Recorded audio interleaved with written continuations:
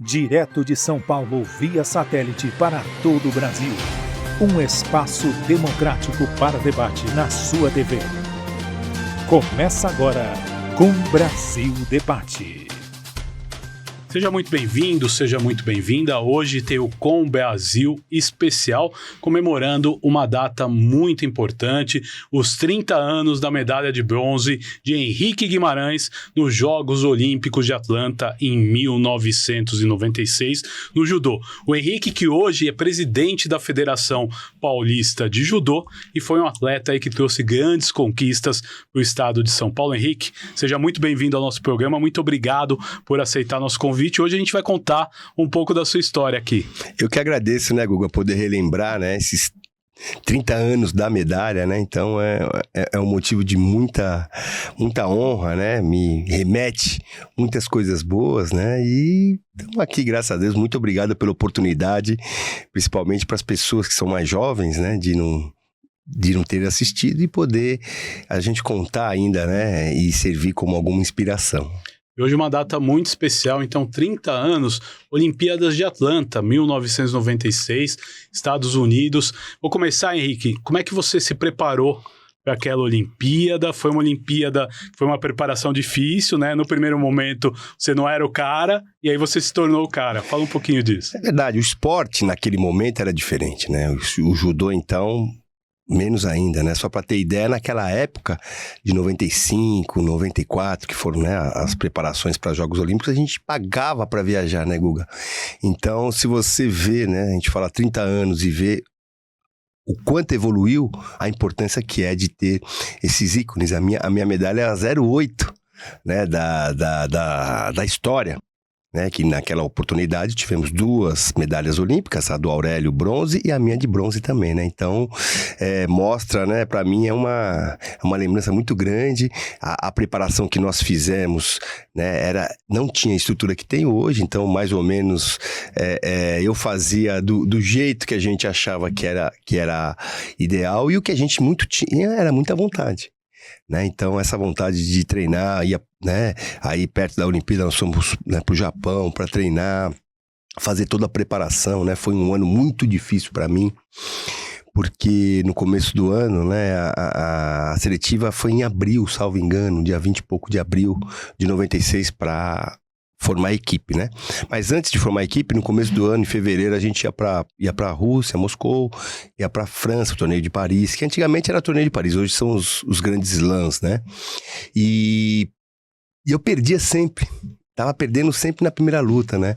E aí eu ligava pro Sérgio Pessoa, que era meu técnico, falava, pô, Sérgio, poxa, se eu tô perdendo, imagine, né, quando for pra Olimpíada. Eu falei, calma, né, você tem que estar pronto, em julho, não é agora é uma preparação, né, e a gente não tinha todo esse acompanhamento, não tinha nenhum acompanhamento psicológico, a gente não tinha às vezes nem médico, a gente ia pra esses campeonatos, não tinha nem médico, ia só, sei lá, 10 atletas e o técnico, só, não tinha uma comissão, né, técnica, era bem diferente.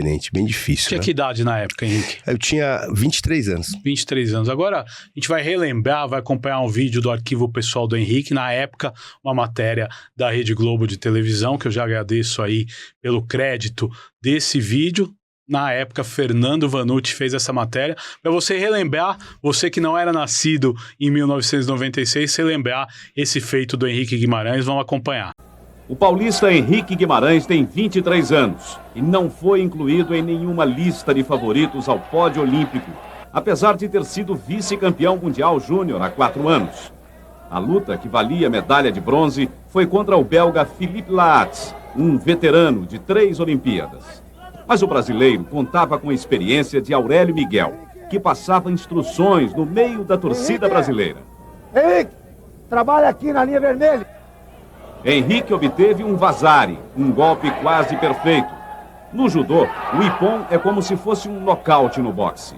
O vazare é meio ippon, meio caminho andado. Só que o belga, que já estava perdendo, também tinha medo de lutar. E foi punido por falta de combatividade 3 vezes. A terceira punição provocou o fim da luta. Vitória de Henrique Guimarães, a 4ª medalha do Brasil nos Jogos. A 2ª do judô. Ele merecia, ele tá bem superior do belga, o belga só fugiu. Ganhou do francês, do coreano, ganhou de vários atletas fortes. E aí, a grande conquista dele na vida dele, mais de bronze. E nessa hora a emoção fala mais alto, principalmente quando o Henrique conversou com o pai e com a mãe no Brasil. Pai, trouxe a medalha pra gente. Muito sacrifício pra chegar até aqui, mãe. Só vocês sabem como foi. Tudo que eu passei, né? Um beijo, tá bom? Depois a gente vai comemorar aí no Brasil. Henrique Guimarães, como todo lutador de alto nível, já pensa no próximo desafio. Ele queria mais do que o bronze em Atlanta e agora só pensa em ganhar o ouro em Sydney. É bom não duvidar de alguém que passou por tantas dificuldades para chegar até aqui. Pois é, Henrique. Emocionante, né? Um momento emocionante. E aí, vou começar por um gancho, né? Eu vi você emocionado naquele momento falando com seu pai e com a sua mãe. Eu quero saber a importância da família nesse projeto, né? Na tua vida, né? Eu venho, né, de uma família muito simples, né, Guga? Então, a gente não tinha nem telefone. Não sei como que a Globo fez a Rede Globo época, fez, né? que era os lançamentos de celulares, né? E eu, quando eu fui falar, eu achava que era mentira. Pensei que eles estivessem gravando alguma coisa pra encenar, né? Que tivesse algum...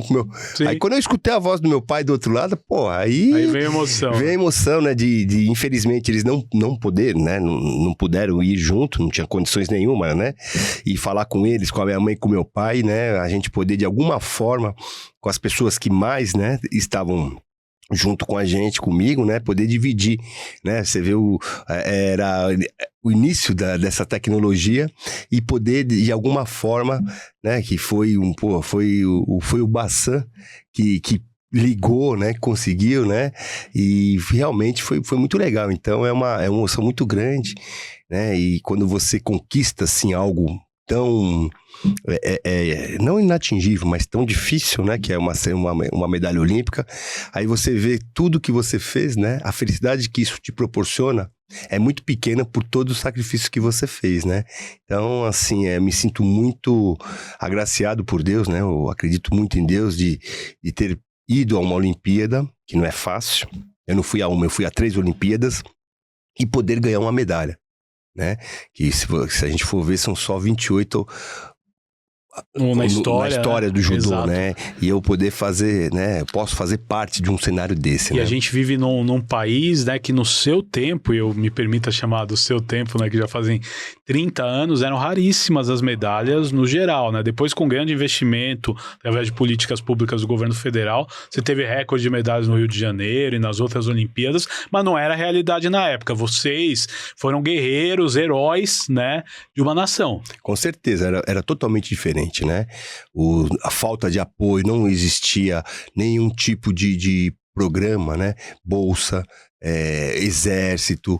Hoje você tem a condição, além, né? do patrocínio privado, o governo, ele ajuda muito, né? Hoje, com as políticas. Eu trabalhava, Guga, eu tinha que trabalhar, indo para uma Olimpíada. Eu trabalhei um pouco, né? De meus 14 aos 18 de servente de pedreiro. Aí depois eu trabalhava na Bolsa de Valores nessa época, né? E depois ela virou sua patrocinadora, isso, né? Por conta disso, né? Legal. E aí eu tive que sair da bolsa para ir poder, né? Hoje, se a gente fala em medalha olímpica, como que um atleta pode treinar e trabalhar? Não tem como. A maioria deles são, a gente pode chamar de profissionais, eles só fazem isso o dia inteiro, o tempo todo, né? São atletas profissionais. Não que vocês não fossem, mas era um cenário diferente. Com certeza, eu morava em Guarulhos, eu treinava aqui no Projeto Futuro, lá no Ibirapuera. Né? Eu saía de casa às 5h15 da manhã, meu pai me deixava num ponto de ônibus, eu pegava um ônibus, ia até o Tietê, do Tietê eu pegava um metrô, descia na Paraíso e descia a pé para não gastar dinheiro com outro ônibus. Porque a condução, vamos supor, custa 5 e pouco hoje. Imagina eu gastar... na época você pagava 2 vezes. 2 vezes, Porque hoje você tem um período de 2 horas. E naquela época eu pegava aquele ônibus intermunicipal, que era de Guarulhos, mais caro, né? E aí eu tinha que descer lá na Paraíso, descer a pé lá na Abílio Soares para poder treinar, né? E saía do treino, Guga, 9 horas, mais ou menos 10 horas, eu ia pra Bolsa trabalhar. Olha que loucura. É né? uma jornada, né? Se a gente pensar nos dias de hoje, não seria possível. Você foi lá e conquistou, né? Com muito esforço. E eu queria tocar nisso, né? Desde a tua infância, quais as barreiras que você teve que vencer, né? A gente sabe, sua família lutadora, né? Seu pai tinha uma oficina mecânica, não é isso? Não, ele trabalhava numa oficina mecânica. Isso. E aí, pra você treinar judô, né? Você teve que convencer ele, né? Que era difícil. Era difícil, né? Eu morava em Guarulhos, né, na divisa chamava Vila Nilo, era São Paulo, e eu morava na Vila Galvão, que era um bar, que era... Região da Fernão Dias. Isso, a ponte da Fernão Dias dividia a São Paulo e Guarulhos. Eu pegava um ônibus ali, ó, coisa louca, eu tinha 6 anos de idade. 6 anos, quer dizer, você pensa hoje teu filho largar 6 anos... de Vila Nilo a Santana, era ponto final. Porque a minha mãe e meu pai trabalhavam e não tinha como... Eu trabalhava na cidade, meu pai trabalhava lá em Santana, lá numa oficina, né? Ele era funileiro. Não tinha como ele me pegar, levar, então eu passava por baixo, com a mochila, passava por baixo da roleta e ia lá. Né? Aí eu sabia que eu tinha que passar, porque lá em Santana, né? É muito nítido na minha memória, né? Minha mãe sempre falava, ó, não vai por cima que lá é perigoso. Eu ia por baixo, que é para atravessar a rua por baixo, subia, já saía na calçada da academia. Aí eu andava, era 2 quarteirões à direita, Rua Darzan. Era ali. Darzan, Santana. Bem perto da Voluntários. Isso, da Voluntários é do outro lado, né? Sim. E aí, pra você ver como que é, nessa época aí, em algum momento, eu parei de fazer judô, porque meu pai a gente não tinha mais condições, como sempre, né? Sempre e duro. Custo, é o que você fala, né? Kimono, não pagava ônibus, eu não pagava ônibus, né? Mesmo assim. Mas é o custo, né? Aí nós éramos em 4 irmãos, né? Família grande, então tinha custo, né? E meu pai ganhava, assim, muito pouco. Minha mãe também. E aí, o que aconteceu? Eu saí do judô. E aí, o sensei foi lá na oficina que meu pai trabalhava, perguntar por que eu não tava indo mais. Quem que era esse sensei? Sensei Akira Yamamoto. E aí, meu pai... E olha, era novinho. Criança, 6 anos de idade. Sim. Né? Aí, meu pai falou que no primeiro momento era por conta da escola, tal, porque eu não tava indo bem, não tava me comportando bem em casa, e ele não ia mais. Aí demorou mais um tempo, ele foi novamente lá. Daí meu pai falou, ó, não vai, porque apesar de nós não termos dinheiro, meu pai sempre ensinou a gente de nunca ficar na aba de ninguém. Ser pobre não era vergonha pra ninguém. Então ele não tinha esse negócio de pedir patrocínio, né? Não, era assim, ou tem dinheiro pra pagar. Hoje o cara vai, faz uma vaquinha, é fácil, as crianças vendem doce, né? Era difícil naquela época. Era, né? E aí o sensei falou pra ele, ó, se isso é o problema, o Henrique pode ir lá treinar de graça. A visão dele, né? E eu não era nada, Guga, nada, zero. Você vê que esse professor, esse sensei, ele prestou um serviço pro Brasil, né? Porque ele reinseriu um atleta, foi medalhista olímpico, porque provavelmente eu ia parar, não ia mais fazer judô, porque não tinha zero de... Tem que escolher, estudar, ia tomar outra carreira e ficar lá em casa, porque não tinha, ficava lá na rua, lá brincando lá, porque onde a gente morava lá... Podia também ir pra um caminho ruim, errado, errado, né? E aí, graças a Deus, você vê, aí hoje a história fica bonita, né? Contando, né? Mas na hora da luta... né? Isso foi um dos problemas do primeiro problema que eu tive, eu não falo problema, né? Porque você chegar... superação, né? E muitas pessoas me ajudaram, Guga. Isso talvez te ensinou também, né? A valorizar as coisas lá pra frente, a retribuir. Muitas pessoas me ensinaram em vários momentos, muitas pessoas me ensinaram, né? Me ajudaram, porque você vem de família simples, você não tem um dinheiro, e naquela época, qualquer campeonato que você fizesse, você pagava tudo, era o patrocínio que a gente falava, né? Aí depois eu comecei a treinar um pouco, o Palmeiras também me deu muita oportunidade, né? Ajudou algumas viagens, muitos amigos, né? Então era assim, o Sensei Onodeira, que é até essa estética Onodeira, né? O Sensei Onodeira... É da família? É ele, né? Ele era um cara que era muito conceituado na comunidade japonesa. Então tinha muitos empresários. Ele ia lá, ele pedia, os empresários pagavam, em respeito a ele e tudo, pagavam as minhas viagens. Né? Quer dizer, isso foi um impulso pra tua carreira. Foi, porque senão, provavelmente o Palmeiras também naquela época não tinha uma cultura esportiva de esportes olímpicos, de alto rendimento, né? Isso, né? Talvez teve o Sérgio e tal, mas um cara assim, né? E tanto, salvo engano, eu sou o único medalhista olímpico em esportes individuais, do Palmeiras, porque eu ganhei medalha, né? Tem a lana, mas é paralímpica, né? Mas em esportes individuais, infelizmente, é só um.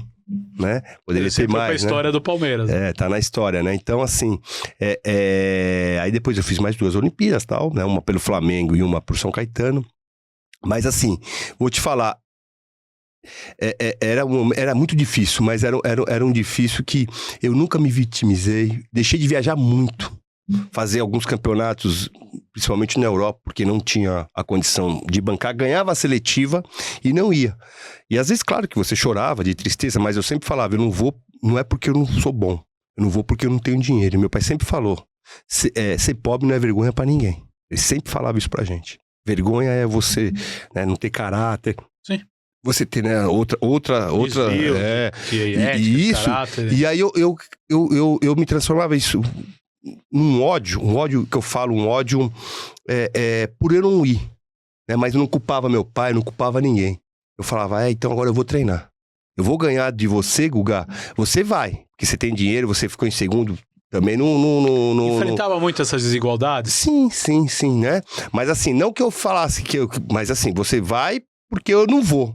E porque você tem dinheiro, e eu não, né? E aí e talvez isso, né? As pessoas se aproximavam de mim, as pessoas vinham pra me ajudar, era uma coisa meio que natural, né? Eu ficava lá, eu falava, eu tenho que treinar, eu tenho que estar pronto. Se eu não viajar, não é porque eu não tenho condição, não vou porque eu não tenho dinheiro. Sim.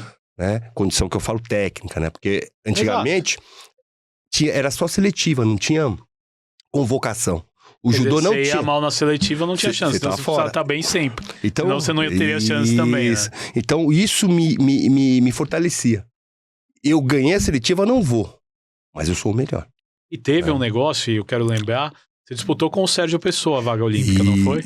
Em 92, foi na Olimpíada de 92 foi que eu não fui. Antes, tá, que você não fiz 4 ciclos, mas em 92 eu era muito jovem, né? Tanto que eu tinha sido 19 anos, tinha sido vice-campeão mundial júnior, e eu tenho talvez em todos os esportes, principalmente individuais, que um atleta luta com seu técnico, né? Muito interessante, muito louco. Isso, muito louco. Fora realmente da ordem cronológica da curva, né? E eu fiz a seletiva com ele, fiquei em 3º lugar, né? Em 92, eu não era cotado de forma alguma, mas lutei com o Sérgio, acabei perdendo na bandeira. O Sérgio foi pra final, porque o Sérgio fez a Olimpíada de Seul 98. Foi a primeira medalha do Aurélio, medalha de ouro. Isso. E aí em 92, aí teve um problema lá, uma briga e tal, e eles voltaram em 91. E aí eu tava no grupo. E aí eu fiz com o Sérgio, perdi pro Sérgio, e o Sérgio foi pra final com o Rogério. Aí o Rogério ganhou do Sérgio e veio ser campeão olímpico. Uma coisa que tem, né? Eu morava lá no Picanço, lá em Guarulhos, eu já tava com a Andréia, com a minha esposa, né? Esse ano também fazem 30 anos. Nós vamos falar disso também. Fazem 30 anos de casado, casei no ano da Olimpíada, né? E eu falei pra Andréia, eu vi o Rogério, falei, a próxima Olimpíada, quem vai sou eu. Mas você vê um moleque de 18, 19 anos. Tinha que ter, né, uma obstinação, mas né? o cara acabou de ser campeão olímpico. Eu não tô falando, o cara foi campeão olímpico. Exato. Né? Por que disso? Eu treinei muito com o Rogério lá em 92 pra ele ir pra Barcelona. Treinava muito lá no Pinheiros, a gente treinava muito. Vocês eram mais ou menos o mesmo peso? Era o mesmo peso. Mesma categoria. E mas muitas 96 vezes... foi a sua vez, então ele não foi, né? Não, ele perdeu tudo, aí eu fui, né? Deu disso aí. Só que eu treinava com ele e muitas vezes eu jogava ele. E eu jogava ele não é porque ele deixava, eu jogava porque porque você sabe quando o cara deixa e quando o cara não deixa. Não, e chega nesse nível competitivo, ninguém vai deixar, né? E quando eu vi o Rogério sendo campeão, eu falei, poxa, eu jogava ele aqui bastante. Pô, se eu consigo jogar o campeão olímpico, eu não tô tão abaixo da curva, né? Então isso me servia também, não, com todo o respeito que o cara tinha sido campeão olímpico e tal, mas eu também tenho o mesmo sonho. Né? Eu quero que você me fale também, e antes da gente entrar na Andréia, vamos falar da relação com o teu avô também, né? O teu avô te ensinou muito e foi também determinante nesse crescimento. Sim, né? Meu avô foi um cara que, tanto dos 14 aos 18, eu trabalhei muito com ele. Eu era o neto mais velho, né? Como servente de pedreiro. Como servente de pedreiro, né? Na verdade, meu avô era um grande mestre de obra, né? Então as pessoas lá... Meu avô tem, né, uns ideais muito importantes, né? Na minha... conectividade política, foi um cara que atuou muito, né, no cenário político para o povo, né? Principalmente na saúde. E eu trabalhava com ele porque eu precisava de ter um dinheirinho. Eu sempre gostei de me andar bem vestido, sempre gostei, né? E aí eu comecei a trabalhar um pouquinho com ele. Que acontecia?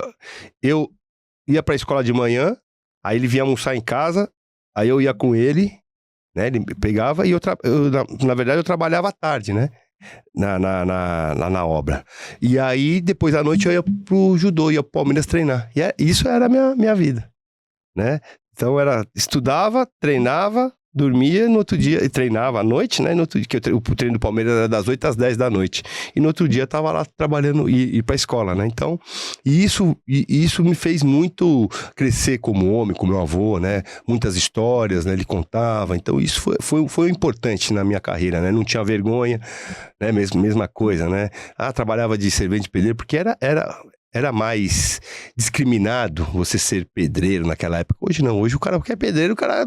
Empreiteiro vira empresário, né? Exatamente. Naquela época não, eram conceitos diferentes. Sim. E eu tive muito conceito com meu avô sobre isso, né? De responsabilidade, né? Não é porque você trabalha de servente, né? E eu procurava ser o melhor, fazer o meu melhor, ou usava lá, pegava... Ele não deixava eu descarregar caminhão de cimento, 50 quilos, mas eu queria, porque eu falava, não, aqui vai fazer... Tipo, tô fazendo musculação, fazer o traço da massa, né? Que antigamente, lá na época, não tinha ainda betoneira, você fazia o traço na mão, né? Então você carregava 7 latas de... Isso foi te formando fisicamente também, né? Saco de cimento, e eu queria, tá? Encher laje, enchia na mão, não era com um caminhão. Então isso, tudo que eu fazia, às vezes eu fazia como... O que eu posso tirar de proveito? Eu não me via aquilo ali como, puxa, tadinho, caramba, o que eu tô fazendo aqui? Mesmo porque eu tava ali porque eu queria estar, né? Não era... Meu pai, com todas as dificuldades que a gente tinha financeira em casa, Guga, nunca passamos fome, tá? Mas passamos muito apertado, assim, era bem... Eu não posso ver banana hoje na comida porque eu comia muita banana na comida que minha mãe colocava na comida para dar uma consistência, né, e aí hoje eu não consigo ver, me traz... Não sei se é... uma lembrança uma memória ruim, negativa, né? Então eu não consigo comer, eu como banana, mas não na comida, não consigo. Ficou um trauma pra mim, mas Imagina. não é uma vergonha, né? Sim. Então, e a gente fazia isso, né? Fazia tudo, tirava proveito. Tudo que eu fazia, às vezes, tirava proveito disso. E aí foi importante com meu avô, né? Culturalmente, né? E ter ali, estar com o lado dele também. Me ajudou muito no momento que eu precisava. Aí depois, graças a Deus, eu entrei no exército, aí foi, né, por mais que seja, eu ganhava lá um salário mínimo pelo exército, etc. E aí, né, foi conduzindo, bolsa de né? valores, aí depois a bolsa, né? A tua carreira também, né? E o Sérgio que conseguiu esse emprego, porque ele era da Bolsa de Valores. E ele fez uma condicional. Falou assim, se o Henrique... Porque ele sabia que eu entrei e ele sabia do meu potencial, né? Eu era um cara, sempre fui um cara, né? Eu entrei como auxiliar de pregão. Auxiliar de pregão, você usava um jalequinho amarelo e ficava recolhendo as filipetas do seu operador, você ia marcando lá né? Enfim. Só que eu falava, eu vou ser operador. Só que para ser operador, o curso era muito caro. Sei lá, hoje, 20 mil reais, era um curso. Sim. A corretora pagou pra eu fazer. Legal. Eu fiquei um ano de auxiliar de pregão. Você mostrou o teu potencial e falou, vou investir nesse menino. A operadora... E o Sérgio falava, se ele não treinar, você manda ele embora. Quer dizer, a disciplina, né? Então, porque ele sabia que a bolsa ganhava-se dinheiro, né? Naturalmente aí ganhava. Aí você é um jovem, podia falar, opa, quero saber o judô. Eu quero saber de judô, esquece o judô. Aí, pra você ver, eu comprei na época da bolsa, eu comprei um Monza pra mim. Eu tinha um Fusca, depois acho que no operador eu comprei um Monza 89 pra mim. Eu podia, era um carro top, era 96, eu comprei um Monza 89. Né? Sempre fui um pouquinho metido assim, sempre que gostava de ter as coisas boas pra mim, né? Não pra mostrar, sempre gostei. E aí, e quando eu ganhei a vaga em 96, né? Final de 95, 96, e aí os caras da Bolsa me chamaram. Porque aí eu fiz o curso, passei como operador, porque, né, eu fazia administração, faculdade de administração, passei no curso e poderia ser promovida. Aí a corretora me promoveu a operador. Aí quando foi pro final do ano lá, Aí não, eles falaram, ó, Henrique, tudo bem, mas não dá pra você como operador, você vai viajar, vai tudo, tipo assim, ó, escolhe ou a bolsa ou o judô. Eu falei, deixa eu pensar tal, né? E resumindo, eu fui pra casa, né? Falei pra Andréia, puxa vida, tal, né? Eu ganhava, sei lá, 10 mil reais, sei lá quanto eu ganhava na época, e falei, puxa vida, agora eu vou sair. Pra você, resumindo, eu saí, eu falei, pô, eu vou sair da bolsa, eu não vou ter dinheiro pra botar gasolina no meu carro. Álcool na época, era álcool. Eu não vou ter álcool pra botar no meu carro, porque o que a gente ganhava com o judô era muito pouco. Eu falei, pô, mas eu vou atrás do meu sonho. Seu sonho. Meu objetivo é ir pra Olimpíada e tal. Aí fui. Aí deu no que deu. Fui medalhista olímpico, a bolsa veio me patrocinar. O maior patrocínio. Se tornou sua empregadora, sua patrocinadora. Eu pagar, sei lá, 5 vezes mais do que eu ganhava como operador, né? Fazendo o que eu gosto. Fiquei lá. Um contrato foi, talvez, individualmente, foi um dos melhores contratos. Foi o melhor contrato que eu fiz. E lá, pro final dos anos 90 e início dos 2000, ela foi uma grande incentivadora do esporte, né? Não só no judô, como em outras. Porque era BMF, não. BMF. A minha era Bovespa. Bovespa, tá. Eu fui, talvez, se não me falha a memória, pela história, eu fui o primeiro atleta em artes marciais. Né? Por conta disso. E eu só fui patrocinado porque a Globo fez uma matéria comigo lá no pregão. Legal. Dizendo assim, poxa, a bolsa vai continuar perdendo. Vocês tinham um papel, né? Vocês tinham um papel aqui que talvez não valesse muito. Aí foi pra Olimpíada, valeu, pô, vocês poderiam ter estourado. Porque eu pedia patrocínio pra bolsa, eles não me patrocinavam. E agora, vocês vão continuar mantendo o erro de não acreditar no diamante que vocês têm aqui? Aí fechou um grande patrocínio. Patrocínio que, poxa, porque eles tinham uma cultura no atletismo, né? Naquela época já tinha. Então eles fizeram nos moldes, mais ou menos, do atletismo. Foi muito bom. Tinha premiação. Puxa, comprei minha casa, comprei muita coisa com o meu patrocínio da Bovespa. Agora vamos falar, né, de um assunto que você estava falando da Andréia, né? Você está com ela há 30 anos, ou seja, desde um pouquinho antes da medalha olímpica até hoje. No dia de hoje é difícil, né? Um casamento tão longo. Eu quero que você fale dessa parceria, da tua família, dos teus filhos. A Andréia é uma pessoa muito importante, né? Depois, assim, não depois, né? Mas meus pais, né? Minha família e a Andréia, que talvez eu tenha muito mais vivência com ela do que com a minha própria família. Né? A Andréia, eu tô com ela há 35 anos, desde 1991. Então é uma pessoa muito importante, né? Porque em todas, né? A minha vida, ela teve presente, eu na vida dela. Mas muitas vezes, ela muito mais, né? Ela às vezes se neutralizou para viver o meu sonho. Que com certeza era o sonho da família. Sim. Mas ela... Por que isso? Para me dar... Ela trabalhava aqui em São Paulo. Quando eu fui para o Rio de Janeiro, ela pediu as contas. Porque a gente sempre teve um acordo assim. Se eu for né, como era esposa, para onde eu for, ela vai junto. Não tem esse negócio de vai sozinho. Que ela falou, se fizer isso, vai acabar o casamento. E sempre disso. Né? Então, ela se isolou. Ficamos lá quase 3 anos no Rio de Janeiro. Morando lá, ela, né, parou com a sua... atividade profissional, e depois veio o Léo, que aí teve vários problemas também, né? Ela sempre ali junto, né? Então, assim, é uma companheira, né? É uma pessoa que não sei o que é o Henrique sem a Andréia. Sem dúvida. E talvez ao contrário também, né? Com certeza. Soma, né? Soma no outro e os seus filhos. E o Diego, o Léo, né? O Diego, acho que acompanhou um pouquinho mais, né? Que ele nasceu em 98, ainda fui a 2 Olimpíadas depois que ele nasceu. Né, no Rio de Janeiro e depois na de Sydney e depois na de Atenas. O Léo já nasceu em 2001, né? Então... Já foi na fase final da sua carreira. Na fase, ele nem lembrava de ter visto eu lutar. Era pequeno e tal. Nem tinha essa consciência, né? Então são 2 filhos hoje, né? O Diego com 29, já, né? E o Léo com 24, vai fazer 25, né? O Léo, ele tem um filho PCD, né? Mas é um garoto extraordinário, faz jornalismo hoje, né?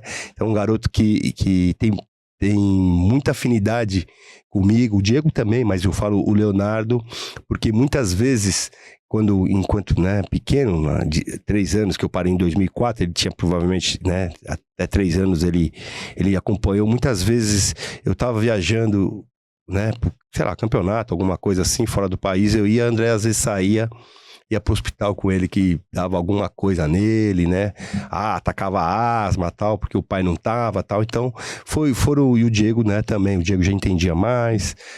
Então foram momentos com eles, né, muito marcantes, né, muito bons, né, uma família extraordinária, os moleques, né, o Diego formado em educação física também, seguiu, né, a Andréa também é formada em educação física, então ele seguiu a área, né, esses dias aí tava vendo que ele tava dando aula de judô, ele falou, pai, o Doca aqui... tá chegando na faixa preta. E ele dando aula, né, que ele montou um estúdio porque ele fez educação física na USP e tal, e aí ele é um cara que, né, ele gosta muito dessa área, né? E tem um dojo lá, tava pra dar aula. Eu falei, poxa, que legal, parabéns, muito orgulho, né?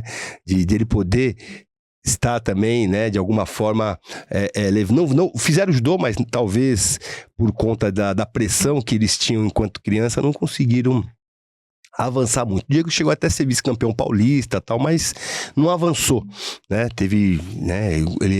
Ele gosta muito da parte de artes, né? O Diego toca piano, fez conservatório, né? Então, seguiu ele, né? Então, uma sensibilidade artística, né? Não só esportista. Não só esportista. E o Léo também hoje está fazendo, né? O jornalismo, adora jornalismo, né? Com todas as suas dificuldades, né? Mas é um garoto também, uns garotos que não tem vícios, não tem nada. Então, somos muito, eu e a Andréa, muito agraciados por Deus, né? De ter essas duas joias, né? A coisa que eu acho legal a gente comentar é a sua mãe, né? Até hoje ela tá sempre junto, né? Tuas sobrinhas lutam judô, ela tá prestigiando, né? É legal a gente falar também. A dona Luzia, se eu tô aqui, graças a ela, uma por ter me gerado. Sim, mas não só isso. E né? outra, porque ela teve um papel, principalmente naquela época dos 14 anos, que eu trabalhava, achava que eu tinha meu dinheiro, achava que eu era o dono... O adolescente, né? Você acha autossuficiente, né? E mais por conta Chega uma idade da adolescência, todo mundo acha que não precisa de mais ninguém. Não, né? E meu pai não tinha... Meu pai, assim, coitado não, mas a gente... Financeiramente, ele não tinha nem como... Não tinha nem como me sustentar financeiramente. Então, eu começava a ganhar um dinheiro, achava que... minha mãe fala... Era acima de tudo e de todos. Minha mãe, aqui em casa... Você mora aqui é minhas regras. Então eu cheguei a apanhar com 14 anos mesmo, 15 anos. Apanhar da minha mãe pra ir treinar judô, porque teve um momento que eu queria parar. Como eu entrei muito cedo, talvez eu tinha... E eu sempre fui um atleta, Guga, que sempre... Não medíocre, mas eu nunca tive grandes resultados. Sempre perdi muito. Não tinha grandes resultados. Isso é um assunto que eu ia entrar que é interessante, né? Que serve de exemplo pra essa meninada, né? Você não teve grandes títulos, né? Não. Você foi chegando pelas beiradas, mas na hora do vamos ver, você tava lá, né? Na hora que precisou, parece tudo que eu aprendi enquanto na minha primeira infância, tudo começou tudo a certo. Não foi campeão paulista no início, nada, né? Eu fui ser campeão paulista no Júnior, com 18 anos. Não, 18, sub-21, né? 18 anos. Pô, imagine você esperar, 18 anos, esperar quase, eu comecei com 5, né? Quase 13 anos. Ganhar um título. Pra ganhar um título. Exato. Então, isso talvez, e uma coisa que isso tem muito a ver, meu pai foi um cara que nunca me cobrou. Minha mãe também, por mais que ela fosse exigente, ela nunca cobrou um resultado. O que ela cobrava, o que eles cobravam, você quer fazer judô? Então você vai fazer. Não vai ficar brincando de fazer, vai fazer. Então eu não tinha opção. Não vou. Vai. Que hoje, a persistência. Que hoje às vezes acontece isso. Hoje eu vejo a criança de 4 anos, não vou mais fazer. A mãe, tá bom, não faz. Então às vezes tem que ter essa... eu acho que mudou um pouco, né? E as crianças de hoje têm muita vontade, né? Na nossa época, o pai impunha e você tinha que ir pra cima, né? E isso às vezes faz uma diferença lá na frente. Se a gente achar que não, faz uma diferença. Porque quando lá na frente que vai precisar, né? O pai não vai estar lá. Não vai. Então, se você, tudo que você fez, que a criança quis fazer, você, não quero, você tira, beleza, vamos começar outro, tira, tal. Lá na frente, quando tiver, vai ter coisas que não vai poder sair. Não, vou começar de novo a trabalhar. Não, Ou se você se dedica aqui, coisa ou tá na vida fora. Que passa, meu amigo, você não tem mais como voltar. Tá feito. Então, ter essa persistência, talvez isso, depois que passou daquela fase de adolescência, aí sim, né, minha mãe, agradeço ela até hoje. Porque imagine se ela fosse uma mãe que, não, tá bom, já treinou muito, tá cansado. Não tem esse negócio de estar cansado. E olha que eu treinava de manhã, estudava, trabalhava, e eu falava, tô cansado. Não, tem cansado, vai pro judô. Muito interessante. Eu quero que você fale também, Henrique, da tua participação e da tua passagem no Centro de Excelência. Foi um momento interessante, foi um momento que foi primordial para a sua carreira e lá você fez muitos amigos, né? Com certeza, né? Acho que é um programa... É a ironia do destino, né? Hoje sou um dos coordenadores do Centro de Excelência, né? Eu, na década de 90... É porque você acredita muito no projeto, né? Então, quando você faz parte dessa forma, é interessante. Acredito muito, né? E ele é transformador mesmo, né? Então, se eu cheguei... A minha base de judô foi no centro... Antigamente, ele chamava Projeto Futuro. Né? Lá no Ibirapuera, é um programa de governo, né, que são 40 anos de programa, desde 1986. Provavelmente um dos mais longínquos. Mais longínquos e um sucesso. E com sucesso, né? Claro que hoje são outros... Mudou o perfil, porque as gerações mudam. Mudam, e a próprio esporte. Antigamente a gente não tinha lugar para treinar. Exato, lá era o local para treinar, lá era o encontro, que é uma coisa que hoje a gente sente Hoje saudade. Já não é mais atividade fim, talvez seja o meio, né? Lá você queria ver um grande atleta, você queria ver um medalhista, um grande atleta, você ia no Projeto Futuro, que os caras estavam lá treinando. Era a união, que a gente falava. Era onde o filho chorava e a mãe não via. Né? Porque era duro lá antes, era lá no portão 8 do Constâncio, né? Lá em cima, na arquibancada, era o treinamento. E depois, com a evolução que o judô teve, nós ganhamos uma arena olímpica de judô, que até hoje existe lá, né? Ao lado do ginásio. Existe lá, vamos ver, tomara que politicamente, né? O governo tem uma... se tudo der certo, continuar, tem uma palavra de que vai dar continuidade lá nas reformas, etc. E também, se der qualquer coisa errada, o esporte, acho que não tem uma placa, né? O esporte... Você tem vários centros, né? O esporte é bom. E aí, a gente tem hoje lá em São Bernardo. São Bernardo né? do Campo. Que foi pra lá, né? Assim, ele tem uma estrutura melhor do que lá no Ibirapuera. Os alojamentos, né? Que é os quartos. Então, são coisas muito bacanas que tem lá. E eu acredito que o que o projeto mais faz, claro que são os atletas que possam ir para os Jogos Olímpicos, etc. Mas a transformação que ele consegue, isso é muito louvável. É que as pessoas chegam lá, saem de lá. Tem gente que sai casado de lá. Né? A menina e o menino casado, né? Se formaram, fazendo, né? Não foram grandes atletas, mas a vida ganharam a sua medalha de ouro, né? Ser um medalhista olímpico, né, Guga? É difícil, mas às vezes você pode ser um medalhista na vida, né? Na vida, que eu acho que isso, o objetivo do esporte talvez seja esse, né? Claro, um dos, né? Transformar as vidas, né? Claro que a gente tem que ter o medalhista que você consegue... Eles são referência. Porque se você não tiver referência, provavelmente você não consegue ter uma massa. Mas são vários papéis que o esporte pode cumprir na vida das pessoas, né? Com certeza.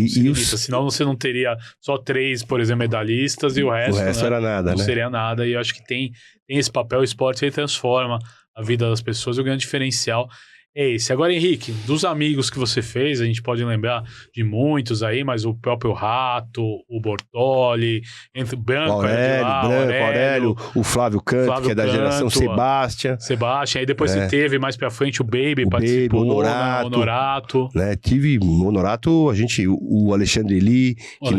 Que hoje é técnico do SESI. A gente ficava, porque perdia lá em 2004, a gente fazia... Quando a gente viajava, né, eu ficava com ele no quarto, né, nas concentrações, né, com ele numa época e em 2000 com o Honorato. Né, a gente foi muito medalhista de prata, né? A gente fez ficava muito concentrado junto. É porque a gente tinha problema de peso, tanto os dois. Então, como eu tinha problema de peso, ele tinha, é mais fácil de você ficar no quarto que tem um entendimento melhor do que é perder peso. Isso. Né? Então, e fiz vários amigos, né? O Fulvio Miata, né? Enfim, né? Teve o Rogério Sampaio, que mesmo acabando teve junto. Então, foram o judô, era uma equipe de 96, era uma equipe muito... Talvez... a gente vê pelo vídeo que a gente mostrou o Aurélio torcendo, né? E torcendo de uma maneira que a gente via que era uma torcida que era do coração, ele até se emociona, se você olhar. O Aurélio dificilmente se emociona. Pra quem conhece... mais pra você naquele momento do que ele torceu pra ele, né? Você pode ter certeza que... Eu conheço, né? Muito o Aurélio. E você vê que ele não é que chora, mas você vê que ele se emociona. Balançou. Ele se emociona.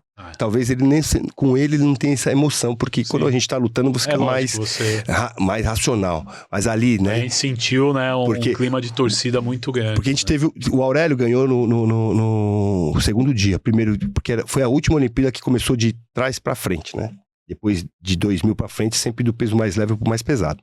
Essa aí foi a primeira e a última, né? Aliás, que começou do pesado pra baixo. O Aurélio foi o segundo, o Flecha perdeu, ele foi lá e ganhou o terceiro. E aí depois tinha um grande...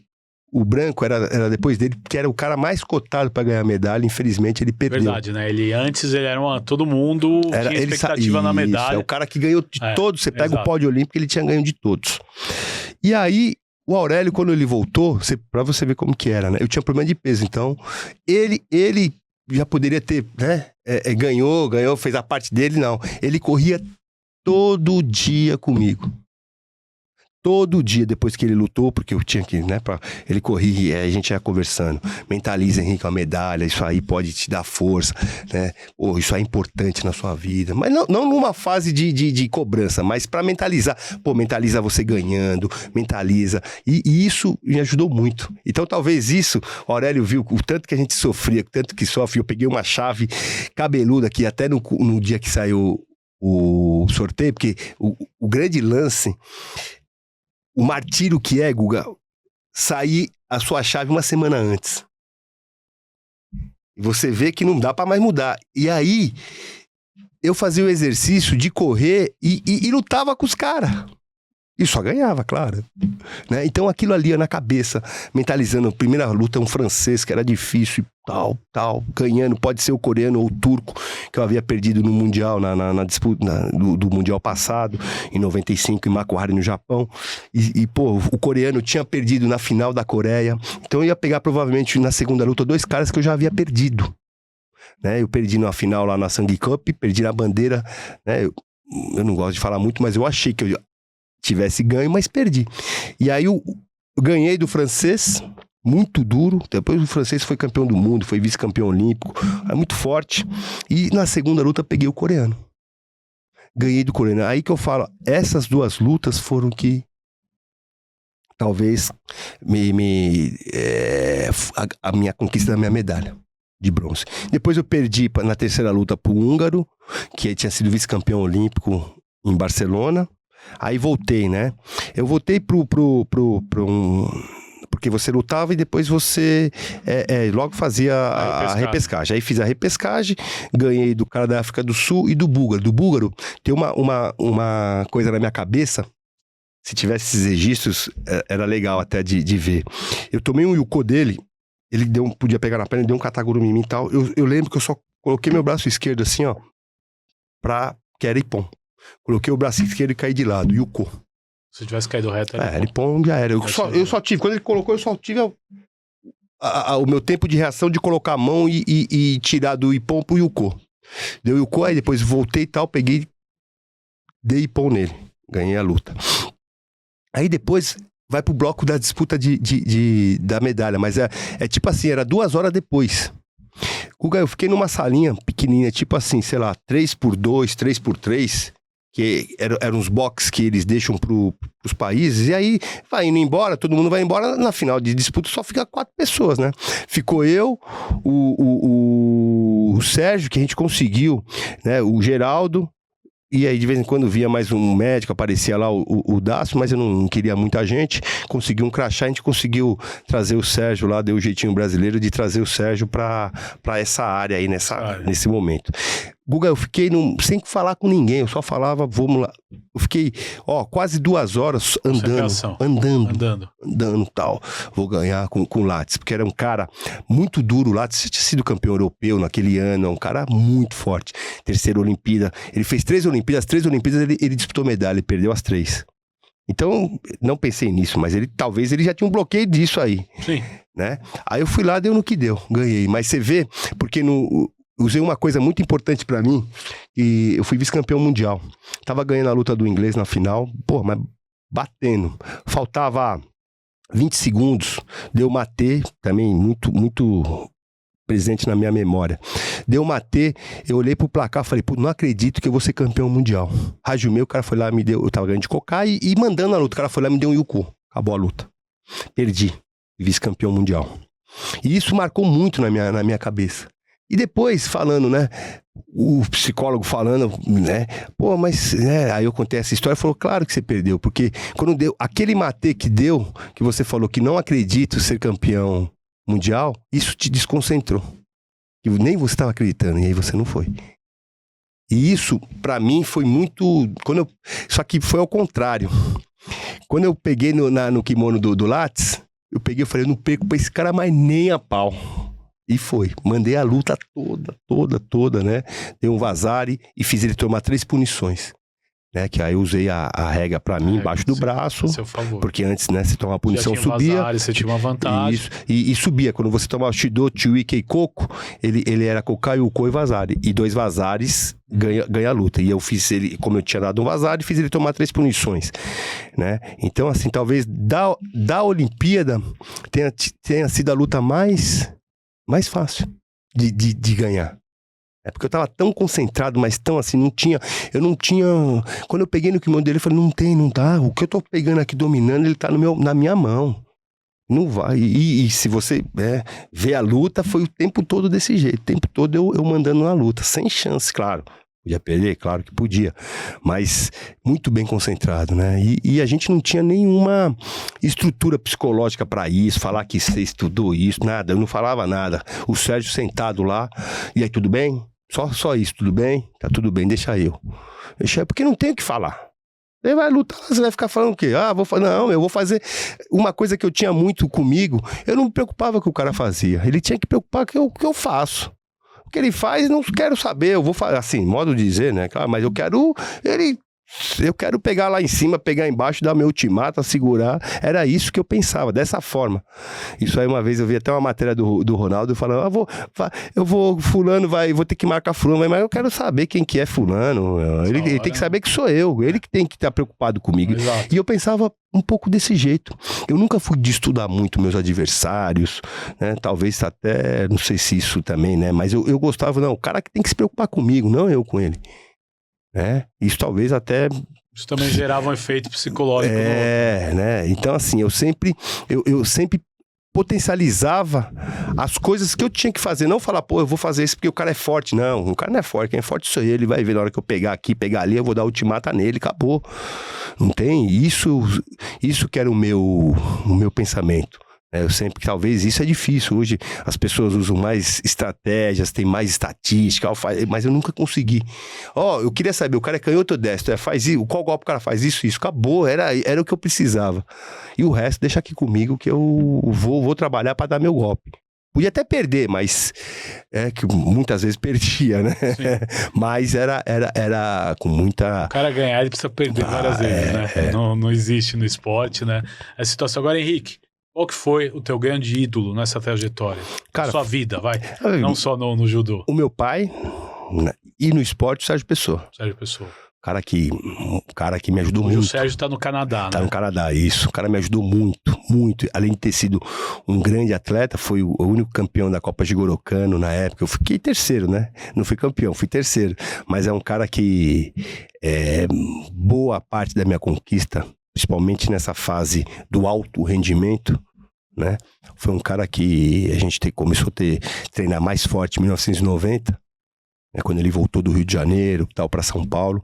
E é um cara que me ajudou muito ao ponto de eu ir treinar, eu esperar ele, até falei para ele que ele tá aqui no Brasil. Sim. Eu falei para ele, Sérgio, você sabe disso. Tinha vezes que eu ficava esperando você lá no Pinheiros, que ele trabalhava na bolsa e treinava comigo. Quando, né? Eu falava, ficava esperando você ir lá porque eu não tinha dinheiro às vezes para voltar.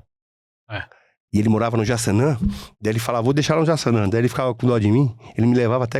Era pertinho, 15 minutos de carro da casa dele, olha só, 10 horas da noite ele chegava, ele trabalhou o dia inteiro. Mas imagina isso de condução também, né? Mais uma horinha, E né? depois ele me dava um dinheiro, né, que eu não tinha, tudo, pô, sabe? Então, não só por isso, né, mas foi um cara que eu me espelhei muito, né, na forma, foi um cara, né, meu pai na vida, né, um cara batalhador, sabe?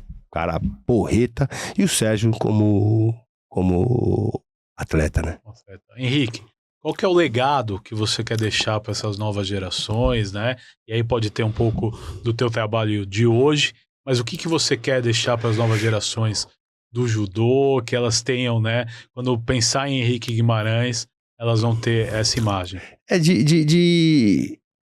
Você não faz nada sozinho, né? Então muitas pessoas ajudaram e você tem essa gratidão que você pode. E eu não tô falando ajudar de dinheiro, não.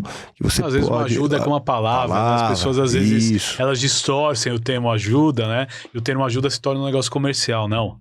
Às vezes uma palavra você muda a vida da pessoa, né? E eu acho que é isso, né? Da gente poder diminuir essas diferenças, né? O esporte tem esse poder, né? Porque o esporte, através da sua regra, o cara pode ser rico, pobre, branco. Ele é inclusivo, né? E ele é justo. claro.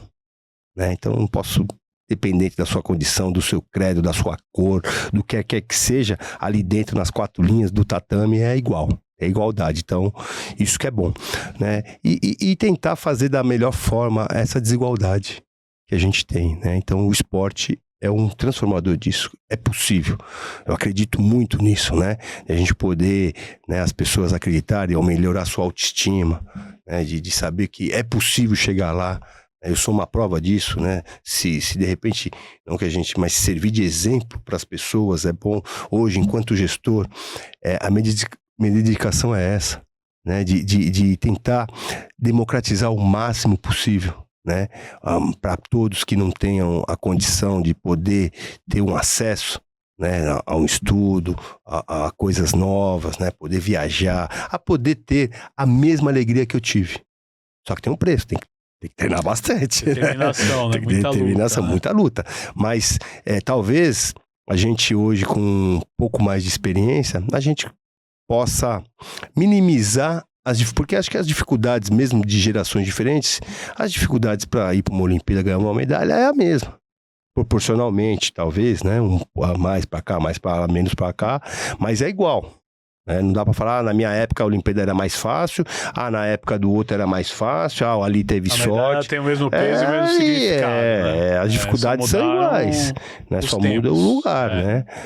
Então, assim, e é isso que eu falo, de a gente tentar, se eu conseguir fazer, né, com que essas pessoas tenham, né? Eu já tive essa experiência de ajudar muitas pessoas e pessoas terem o grande êxito, né? Que é um caso que é a Maria Portela, que veio morar em São Paulo, Então, esse que é o meu legado, né? De tentar hoje, como presidente, talvez eu tenha uma ferramenta um pouco melhor, tem a caneta que dentro da modalidade que a gente possa construir algo melhor. Então, a minha dedicação 24 horas é pensando no que eu posso fazer para melhorar o judô de São Paulo e do Brasil. Agora, o judô a gente fala no estado de São Paulo, né?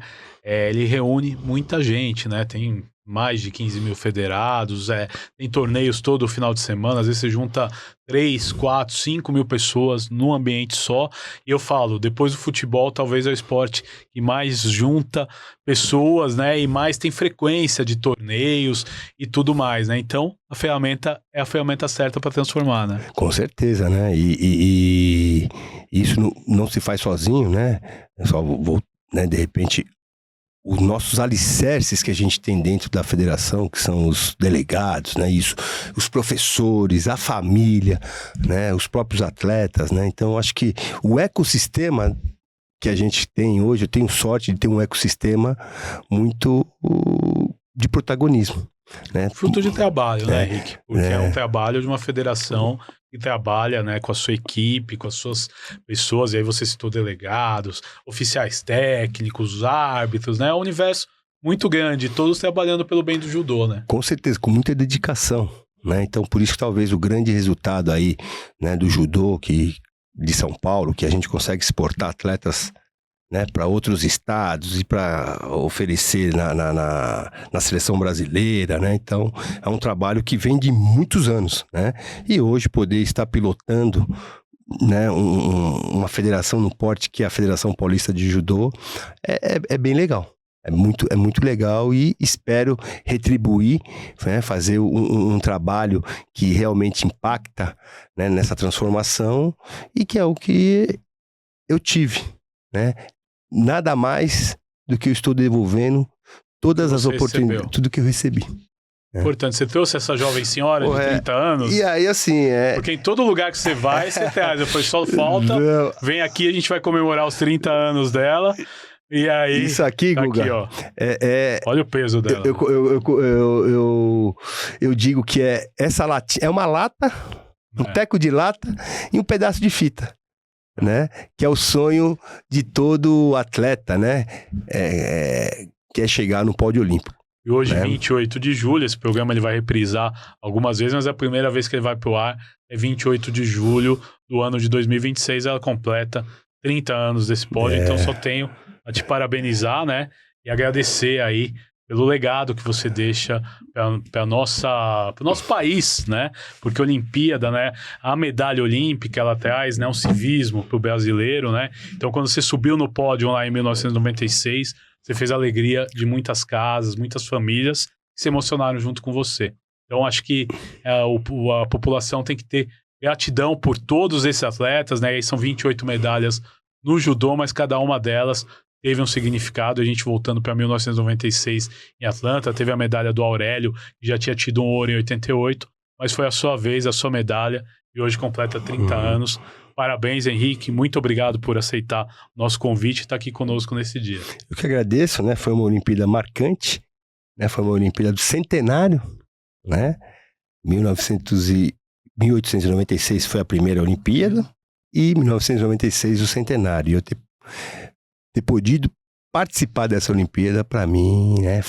Eu participei nas duas muito importantes, a virada do século 2000 e a de 96, né? Então, é um recado, né, para quem tá perto de participar de uma Olimpíada, vale a pena, né? Você se dedicar, treinar mais um pouquinho, viu lá? Treina mais, porque se você tiver essa condição de ganhar uma medalha na Olimpíada, você vai ver o que você fez é nada perto da vibração que tem, né? Da emoção que você tem de ganhar uma medalha. Então, vale a pena todo o sacrifício. Obrigado, Henrique. Parabéns. 30 anos da medalha de bronze de Henrique Guimarães nos Jogos Olímpicos de Atlanta. E esse foi mais um Com Brasil Debate especial. Você acompanha por todas as emissoras, as TVs comunitárias pelo Brasil. Eu sou Guga Mendonça, agradeço a sua atenção. Até um próximo encontro. Tchau.